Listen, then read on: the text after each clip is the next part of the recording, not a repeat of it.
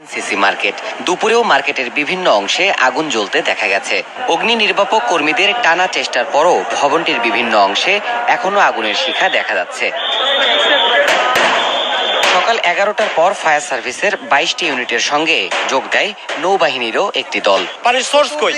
আমাদের পর্যাপ্ত পানি থাকতো, আমার এই পানি কখনো এত ক্ষয় করতো না আমাদের মার্কেটের। আধা ঘন্টা আগে দেখে আসছি যে না আমার দোকান আগুন লাগে, এখন গিয়ে দেখি দাও দাও করে চলতেছে। সকালে মার্কেট থেকে কিছু মালপত্র বের করার চেষ্টা করে ব্যবসায়ীরা, কিন্তু আগুনের মাত্রা বাড়লে দুইতলা ওই মার্কেটের কাঁচা বাজার অংশটি ধসে পড়ে।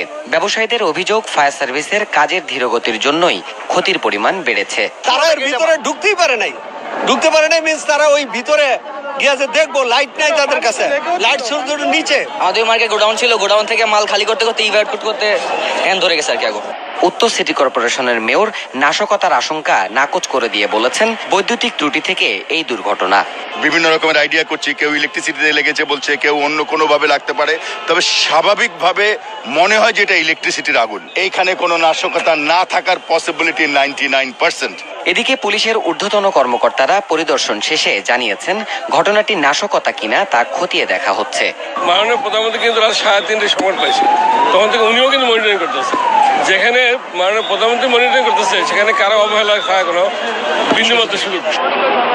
তবে আগুন এখন অনেকটা নিয়ন্ত্রণে এলেও মার্কেটের কিছু অংশে মাঝে মধ্যেই আগুনের ফুলকি দেখা যাচ্ছে। ক্ষতিগ্রস্ত ওই ভবন থেকে আগুন অন্যত্র ছড়িয়ে পড়ার আশঙ্কা নেই বলেও জানায় তারা। আগুন আমাদের আওতাধীন আছে।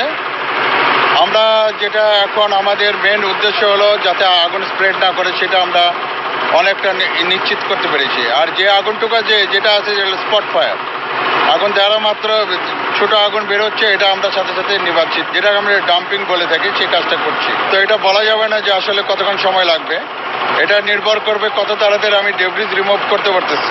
গত রাত 2টার দিকে রাজধানীর গুলশান 1 নম্বরের ডিএনসিসি মার্কেটের 2য় তলা থেকে আগুনের সূত্রপাত। মুহূর্তেই আগুনের শিখা আশেপাশের দোকানগুলোতে ছড়িয়ে পড়ে। দেবাশিস রায়, সময় সংবাদ, ঢাকা।